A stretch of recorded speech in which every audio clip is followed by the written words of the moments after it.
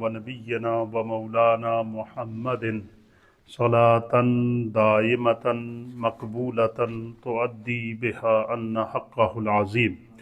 الصلاة والسلام عليك يا سيدي يا رسول الله وعلى آلك وصحابك يا سيدي يا حبيب الله.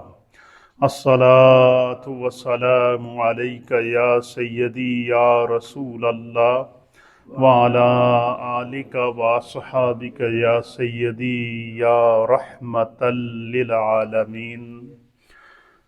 حضرات محترم، نماز کے احکام، نماز کے مسائل اور نماز کی درستگی کے حوالے سے ہمارے بیانات کا سلسلہ جاری و ساری ہے.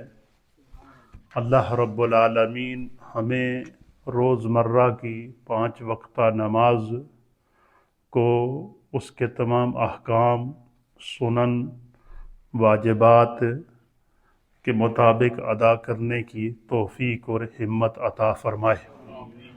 میں نے آپ کی خدمت میں پہلے پیش کیا تھا کہ دیکھیں، جتنے بھی عبادات کے اندر فرائض ہیں ان میں نماز ایک ایسی عبادت ہے کہ جو ہر روز ہمیں ادا کرنی پڑتی ہے، اور یہی وہ عبادت ہے اور اس میں حکمت خداوندی بھی ہے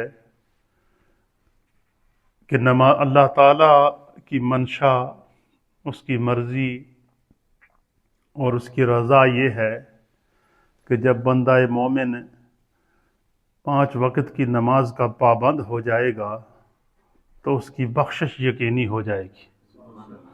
اس لیے ہمارے علماء نے، فقہاء نے، محدثین نے نماز کی ارک ریزی کر کے تمام چھوٹے چھوٹے بڑے بڑے مسائل بیان کر دیے ہیں تاکہ ہماری نمازیں صحیح ہو جائیں. اور نبی علیہ السلام کی اس حدیث کے مطابق کہ اول ما یحاسب بہ العبد الصلاۃ، کہ قیامت کے دن بندہ مومن سے سب سے پہلے نماز کے بارے میں اس کا حساب و کتاب ہوگا.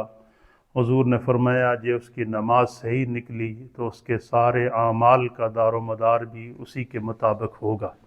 اللہ ہمیں دین سمجھنے کی توفیق عطا فرمائے. میں نے آپ کے سامنے اس وقت جس حدیث کا آج انتخاب کیا ہے یہ صحیح بخاری ابواب تقصیر الصلاۃ کے اندر یہ حدیث نمبر ہے 1117، بخاری شریف کی حدیث ہے، اور حضرت عمران بن حسین رضی اللہ تعالیٰ عنہ اس حدیث کے راوی ہیں. آپ بیان کرتے ہیں کہ حضور نبی اکرم صلی اللہ تعالی علیہ وآلہ وسلم سے آپ حضرت عمران بن حسین کہتے ہیں کہ میری طبیعت خراب تھی، بیمار تھا، اور جسم میں ایسی تکالیف لاحق تھیں کہ کھڑے ہو کر نماز پڑھنا میرے لیے مشکل تھا. اور پھر میں نے نبی علیہ السلام کی بارگاہ میں نماز کے بارے میں سوال کیا. حضرت عمران بن حسین کیا کہتے ہیں کہ میں بیمار تھا اور نماز کو جس طرح تندرست حالت میں ادا کرتا تھا اس طرح ادا نہیں کر سکتا تھا. ممکن ہے گھٹنوں میں، کمر میں، کہیں بھی جس طرح کی آج تکلیف ہوتی ہے بندے کو، اس طرح کی تکلیف تھی. تو میں نے نبی علیہ السلام کی بارگاہ میں سوال کیا کہ یا رسول اللہ، اگر بندہ بیمار ہو اور صحیح طریقے سے نماز ادا نہ کر سکتا ہو تو اس کے لیے کیا حکم ہے؟ تو حضرت عمران بن حسین کہتے ہیں کہ نبی علیہ السلام نے فرمایا، حضور نے فرمایا کہ سب سے بہترین نماز یہ ہے کہ صلی قائما، کہ نماز کو کھڑے ہو کر ادا کرو. کیا کرو؟ اسی لیے ہم اپنے دوستوں سے کہتے ہیں جو بیمار ہیں یا کسی وجہ سے تکلیف میں ہیں، جو گھر سے چل کر آتے ہیں، اور کرسی پر نماز ادا کرتے ہیں تو ہم ان سے کہتے ہیں کہ کرسی جب امام جماعت کھڑی ہو جائے تو کرسی پر بیٹھ کر نماز نہ ادا کریں، الا یہ کہ کوئی بندہ کھڑا ہونے کی طاقت نہ رکھتا ہو۔ تو ایک بندہ اگر گھر سے چل کر آ رہا ہے اور وہ اس کا مطلب ہے کہ اس کو قیام کی طاقت ہے، تو اس کے باوجود اگر وہ قیام نہیں کرے گا تو وہ قیام کے فرض سے محروم ہو جائے گا۔ اس چیز کا خیال رکھنا انتہائی ضروری اور لازمی ہے۔ تو حضور نے فرمایا کہ صلی قائما، سب سے بہتر یہ نماز یہ ہے کہ تم کھڑے ہو کر نماز کا قیام پورا کرو۔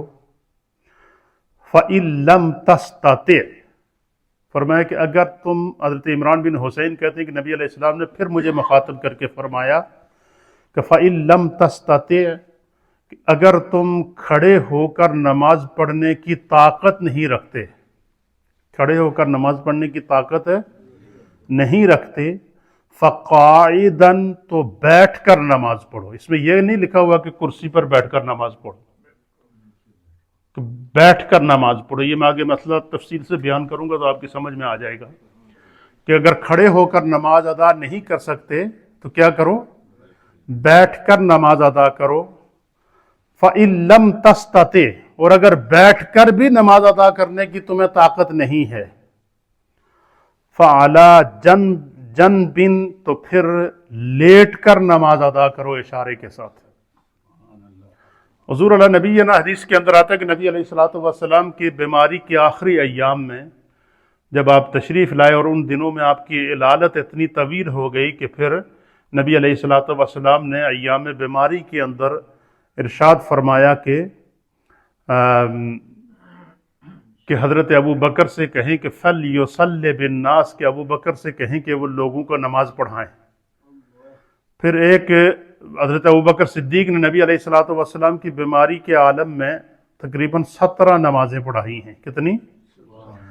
ایک نماز میں حضور تشریف لائے تو آپ کی پوزیشن یہ تھی کہ آپ کی ٹانگوں میں جو ہے وہ بالکل چلنے کی استطاعت نہیں تھی، تو مولا کائنات کے کندھے پر آپ نے ہاتھ رکھا ہوا تھا اور ایک اور صحابی ان کے کندھے پر ہاتھ رکھا ہوا تھا، تو آپ کو گھر سے جب لے کر آئے سرکار دو عالم صلی اللہ علیہ وسلم کو، تو آپ کے پاؤں اس طرح زمین پر گھسٹ رہے تھے، اور باقاعدہ حدیث کے اندر آتا ہے کہ پاؤں کے ساتھ، جو زمین کے ساتھ آپ کے پاؤں گھسٹ رہے تھے، تو پاؤں کے ساتھ وہ زمین کے اوپر باقاعدہ 2 لائنیں پڑی ہوئی تھی آپ کے دونوں پاؤں کی، یعنی پاؤں میں اتنی استطاعت اور اتنی طاقت نہیں تھی کہ حضور اپنے وجود پر، اپنی طاقت پر اپنے پاؤں پر کھڑے ہو سکتے تھے۔ اس حد تک بیماری کیا ہو گئی تھی؟ طویل ہو گئی تھی۔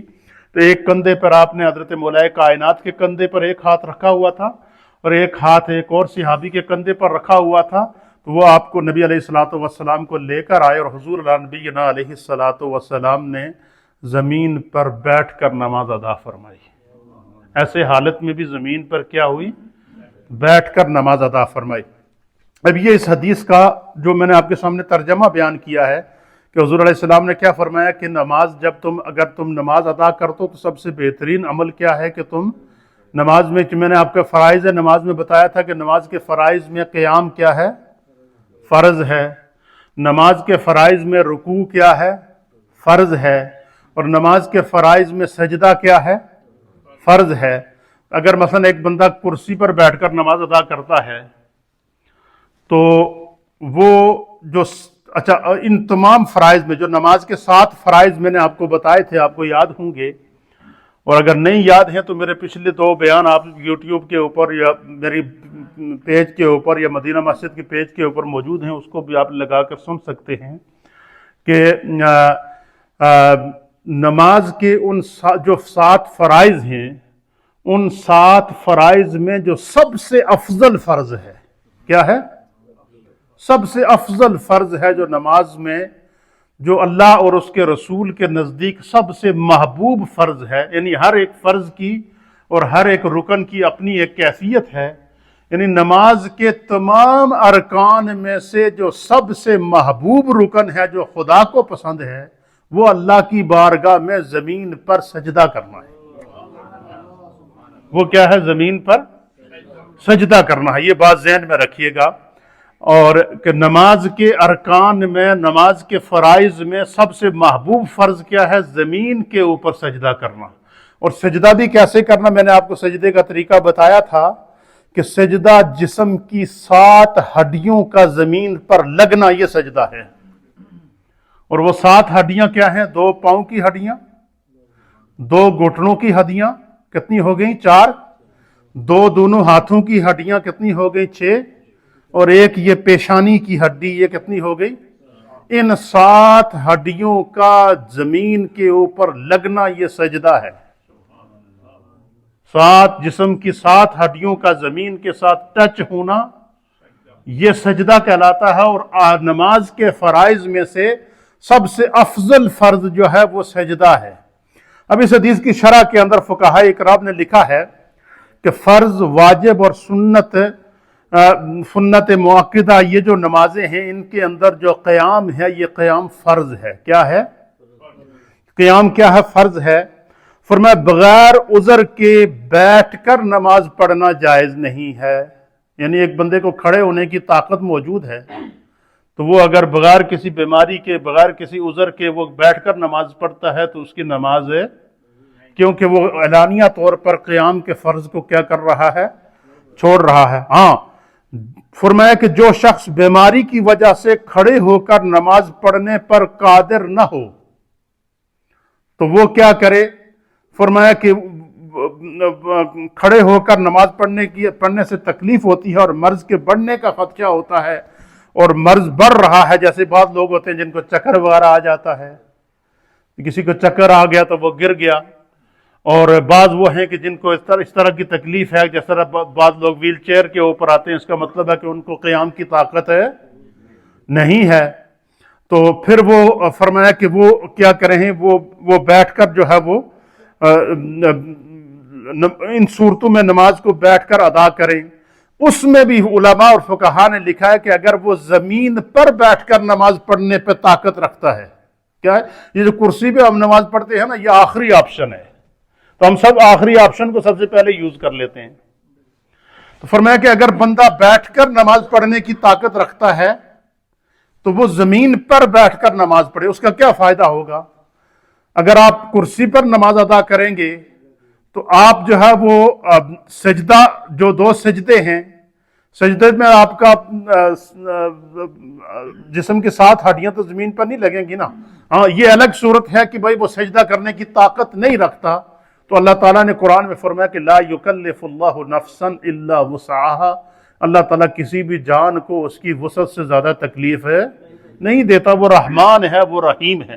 اب میں اس مسئلے کو اتنی گہرائی سے اس لیے بیان کر رہا ہوں کہ ہم اس مسئلے کو سمجھیں۔ میں نے ایک بات دیکھی ہے، ہمارے یہ چودھری خلیل صاحب ہیں اور میاں خان صاحب ہیں، اللہ تعالیٰ ان دونوں احباب کو صحت دے، ان دونوں کی کمر کا آپریشن ہوا اور ہم لوگ ان کے آپریشن کے گواہ بھی ہیں، لیکن ان کی میں نے عادت دیکھی ہے کہ یہ نماز ادا کرتے ہیں اور جب تکلیف ہو جاتی ہے تو وہ بیٹھ کر نماز ادا کرتے ہیں، زمین پر بیٹھ کر ادا کرتے ہیں اور باقاعدہ رکوع اور سجدہ ادا کرتے ہیں۔ یہ نبی علیہ الصلوۃ والسلام کی حدیث سے مراد یہی ہے کہ اگر بندہ کھڑا ہو کر نماز پڑھنے کی استطاعت نہیں رکھتا تو وہ زمین پر بیٹھ کر نماز پڑھے۔ زمین پر بیٹھ کر نماز پڑھنے کا کیا فائدہ ہوگا؟ کہ بندہ رکوع بھی کر لے گا اور سجدہ بھی کر لے گا، یہ دونوں فرائض اس سے ادا ہو جائیں گے۔ یہ آپ میری بات سمجھ رہے ہیں؟ اس کے اندر یہ گہرائی ہے۔ ہاں، اگر وہ مطلب ہے کہ اس بندہ زمین پر بیٹھ کر، مثلا ایک بندے کے گھٹنوں میں تکلیف ہے، کمر میں تکلیف ہے اور اتنی تکلیف ہے کہ وہ بیٹھ کر سجدہ نہیں کر سکتا، تو پھر اس کے لیے حکم ہے کہ وہ کرسی پر بیٹھ کر اشارے کے ساتھ نماز ادا کرے۔ اسی لیے بعض ہمارے لوگ سمجھتے ہیں کہ کوئی بہت بڑی سہولت ہے۔ ہماری مسجد میں بھی پچھلے تقریباً 2-4 سال پہلے 1-2 چیئریں آ گئی تھی، ان کے آگے پھٹا لگا ہوا تھا لوگ، اور آج کا ایڈوانس زمانہ ہے نا، تو ہر آدمی ہر مسئلے میں شارٹ کٹ تلاش کرتا ہے۔ میں برمنگم میں ایک جگہ جہاں پر میں امام ہوتا تھا، وہاں پر میں مسئلہ بیان کر رہا تھا، تو ہمارے وہاں ایک بزرگ تھے، اللہ تعالیٰ ان کو غریق رحمت فرمائے، ان کو جنت میں جگہ عطا فرمائے، تو وہ گھر سے کرسی تو ایک چھوٹا ٹیبل لے کر آتے تھے ساتھ میں، تو ٹیبل سامنے رکھ کے نا تو کرسی پر بیٹھ کر ٹیبل پر وہ کیا کرتے تھے؟ سجدہ کرتے تھے۔ تو میں نے ان کو مسئلہ بتایا کہ بھائی ٹیبل کے اوپر اگر آپ سجدہ کریں گے تو آپ کا سجدہ نہیں ہوگا۔ حدیث کے اندر آتا ہے، फुकहा ने लिखा है कि एक बंदा मसलन जिस तरह ये आगे चीज़ मेरे सामने फटा रखा है, इसके ऊपर बंदा अगर वो कहे कि मैं सजदा करूं और मैं सामने कोई तकिया रख लूं या कोई फटा रख लूं कि उसके ऊपर सजदा कर लूं, इस तरह करके सजदा कर लूं, तो बंदा तो बज़ाहिर समझता है कि चलो मेरा सजदा अदा हो जाएगा। नहीं, अगर सजदे की ताकत नहीं रखता तो वो इशारे के साथ सजदा कर ले, लेकिन किसी भी चीज़ के सहारा लेकर उसके ऊपर किस सजदा करने की इजाज़त है? सामने तकिया रखने की या टेबल के ऊपर सजदा करने की इजाज़त है? नहीं है। तो मैंने उन बुजुर्गों को मसला समझाया, तो वो तो पहले तो एक हफ्ता हो गया नमाज पढ़ने नहीं आए। फिर मुझे परेशानी हो गई, मैंने कहा यार पता नहीं क्या। मैं फिर उनके घर चला गया, फिर मैंने उनको जाकर मसला थोड़ा सा समझाया, तो फिर उनको राज़ी करके वापस मस्जिद में लाया। तो बाद लोगों को अगर मसला बताएं तो वो उल्टा नाराज़ हो जाते हैं, लेकिन चूंकि मसला हम दीन सीखने आए ना, तो इसमें किसी के लिए अच्छा ये नहीं कि बंदा मसलन बंदा ये कहे कि मैं कुर्सी से नमाज पढ़ना तो शायद इन्होंने मेरे को तकलीफ है। नहीं, हम चाह रहे हैं हमारी नमाज दुरुस्त हो जाए। हाँ, अगर बंदा सजदे की ताकत नहीं रखता तो वो कुर्सी पर नमाज अदा कर सकता है इशारे के साथ, जिस तरह की हमारे यहाँ नमाज अदा की जाती है। बाद लोगों को हमारा उनके लिए हुस्न ज़न है कि मुमकिन है कि उनको सजदे की ताकत ना हो, लेकिन असल जो सही तरीका है वो क्या है कि अगर आप खड़े होकर नमाज नहीं पढ़ सकते तो आप बैठकर नमाज पढ़ें, और बैठकर ज़मीन के ऊपर सजदा ज़रूर अदा करने की कोशिश करें अगर आपको इसकी इस्तिताअत है। अब इस हदीस की शरह के अंदर मैं उस पूरा पढ़ के सुना देता हूँ आपको। हमारे फुकहा ने लिखा है कि फरमाया कि इन सब सूरतों के अंदर, जिन सूरतों में बंदे को खड़े होने की ताकत नहीं है या सजदा करने की ताकत नहीं है, तो फिर वो बैठकर नमाज अदा कर सकता है। और बैठकर नमाज वो अगर ज़मीन पर बैठकर हाँ, ये बात याद रखिएगा, बगैर कुर्सी पे से अदा की जाने वाली नमाज अफजल है। बगैर कुर्सी के अदा की जाने वाली नमाज अफजल है। और एक कुर्सी के ऊपर एक बंदा बैठकर नमाज पढ़ रहा है और एक जमीन पर बैठकर नमाज पढ़ रहा है, तो जो जमीन पर बैठ के नमाज पढ़ने वाला है उसकी नमाज कुर्सी पर बैठकर पढ़ने वाले से अफजल है। इल्ला ये कि वो कुर्सी उसका वो ऑप्शन सारे उस पर सादक आते हों कि वो कुर्सी के अलावा नमाज अदा नहीं कर सकता, तो उसके लिए वो है। तो इस तरीके से जो है वो हमारे फुकाहा ने लिखा है कि वो बैठकर नमाज अदा करे। अगर बैठ नहीं सकता तो फरमाया कि किसी दीवार के साथ टेक लगाकर इशारे के साथ नमाज पढ़ सकता है। अभी भी ये कुर्सी की इजाजत हमारे फुकाहा नहीं दे रहे हैं, ये आखिरी ऑप्शन है कि टेक लगा के वो इशारे के साथ नमाज पढ़ सके। जितना बंदा जमीन के साथ नमाज में टच होगा इतनी उसकी नमाज बेहतर से बेहतर होगी और उसका अजर व सवाब होगा।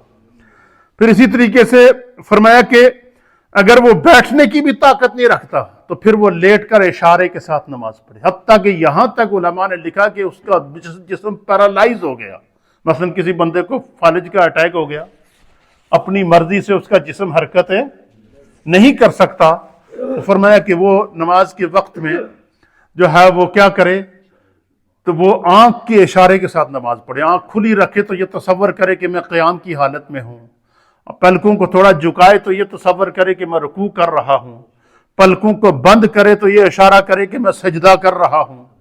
तो फरमाया कि इस हद तक नमाज की ताकीद की गई है। तो अल्लाह ताला हम सबको अपनी नमाजों को दुरुस्त करने की तौफीक और हिम्मत अता फरमाए। तो इस हदीस के अंदर नबी अलैहिस्सलातु वस्सलाम ने फरमाया, हज़रत इमरान बिन हुसैन कहते हैं कि मैं बीमार था और सही अंदाज से मैं नमाज के जो है वो अदा नहीं कर सकता था, तकलीफ बड़ी थी। तो नबी अलैहिस्सलाम से सवाल किया तो हुजूर अलैहिस्सलातु वस्सलाम ने मुझे 3 ऑप्शन दिए। कितने? पहला ऑप्शन क्या, हुजूर ने फरमाया सल्ले काइमन, खड़े होकर नमाज पढ़ो, ये सबसे बेहतरीन नमाज है। क्या है? फ़इन लम तस्ताते, और खड़े होने की ताकत नहीं रखते, फ़क़ाइदन, तो बैठकर नमाज अदा करो ज़मीन के ऊपर। और ज़मीन पर बैठने की ताकत नहीं रखते तो फिर आप कुर्सी पे बैठ के नमाज अदा कर सकते हैं। फ़इन लम तस्ताते, और अगर बैठने की भी ताकत नहीं होती, जिस तरह के बंदा पैरालाइज हो जाता है, उसका अपने वजूद के ऊपर इख्तियार नहीं रहता, तो फरमाया कि फिर वो लेट कर इशारे के साथ नमाज अदा करे। लेकिन नमाज फिर भी हमने माफ नहीं है, नमाज को हमने नहीं छोड़ना है। तो ये एक ज़रूरी और लाजमी मसाला था, इसको मैंने इसलिए बयान कर दिया ताकि हमें जो है वो हमारी नमाज को सही अंदाज से अदा होने की हमें अल्लाह ताला तौफीक अता फरमाए।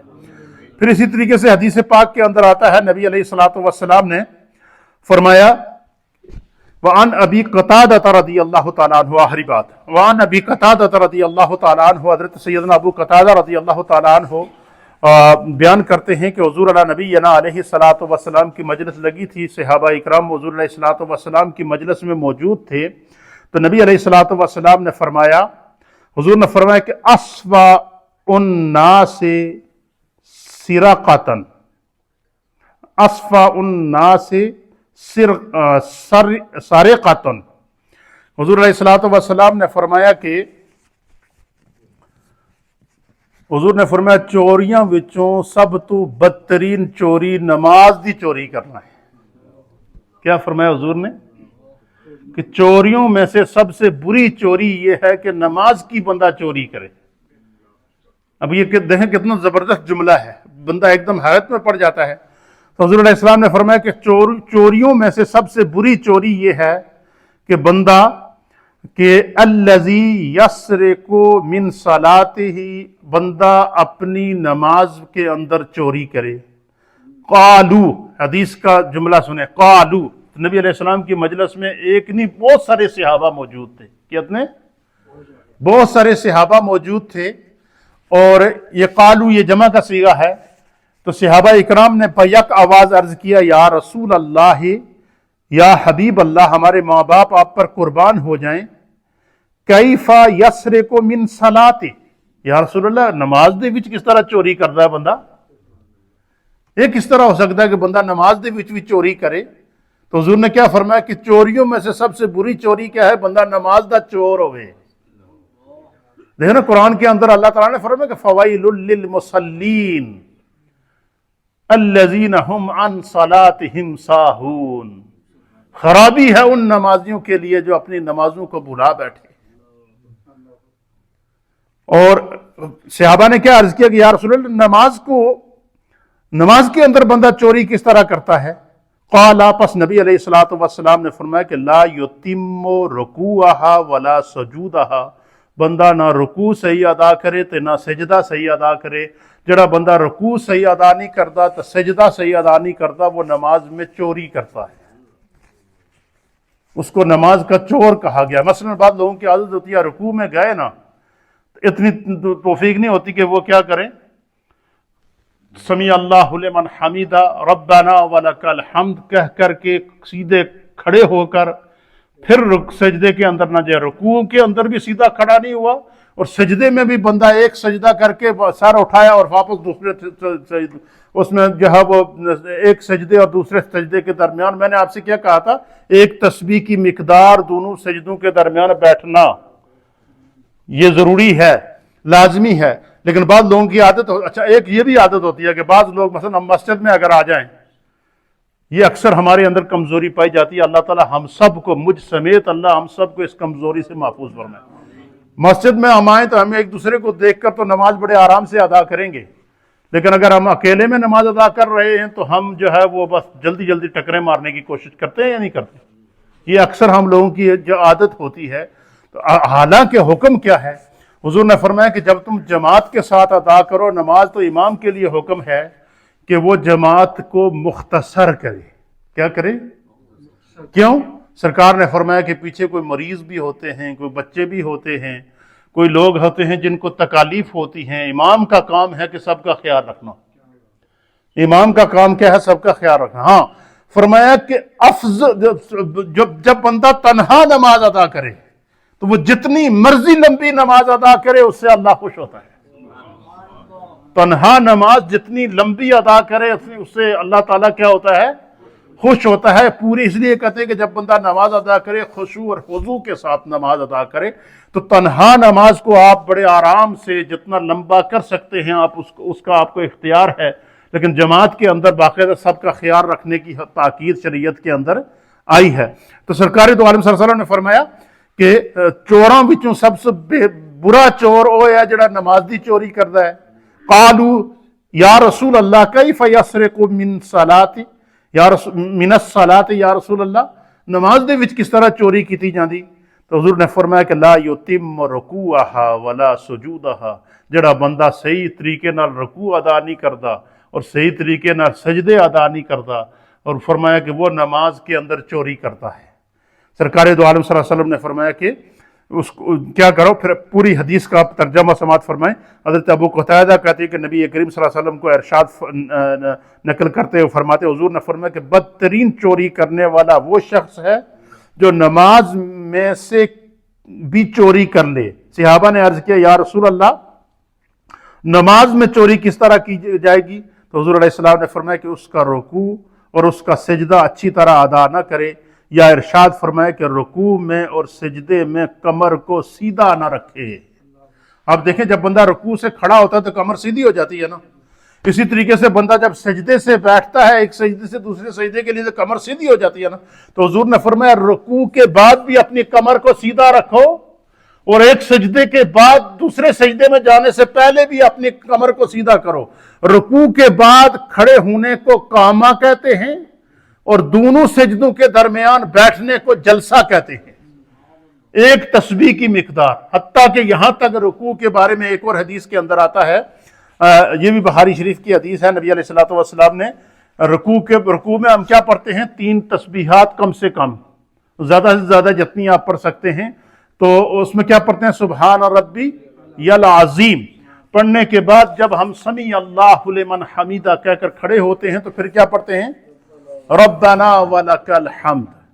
हुजूर ने फरमाया कि जब बंदा अगर इसके साथ रब्बना वलकल हम्द इस मिकदार में खड़ा होना जरूरी और लाजमी है, और बंदा अगर अपनी नमाज में और लुत्फ लाना चाहे तो फरमाया कि वो पढ़े रब्बना वलकल हम्द हम्दन कसीरन तय्यबन मुबारका, हमदन कसीरन तय्यबन मुबारका, के नमाज के अंदर इस अंदाज से पढ़े, इतनी तस्बीह पढ़ के फिर सजदे के अंदर जाए। लेकिन कम से कम इतना जरूरी है कि समी अल्लाहु लिमन हमीदा के बाद रब्बना वलकल हम्द। इसी तरीके से जब एक सजदा करके बैठे तो पढ़े रब्बिग़फिरली, एक तस्बीह की मिकदार में बैठना कि इंसान की कमर सीधा हो जाए और फिर दूसरे सजदे के अंदर जाए। तो ऐसी नमाज अदा न करने वाले को नबी अलैहिस्सलातु वस्सलाम ने क्या फरमाया, हुजूर ने फरमाया कि जिस तरह बंदा और आम दुनियावी कमा भी डंडी मारदा है तो बंदा, इसना आसान तर्जमा है कि नमाज दे विच भी कई लोग डंडी मार लेंदे हैं। अच्छा, नबी अलैहिस्सलातु वस्सलाम ये बार बार क्यों बता रहे हैं कि हुजूर चाहते हैं कि इस नमाज के जरिए मेरी उम्मत की बख्शिश हो जाए।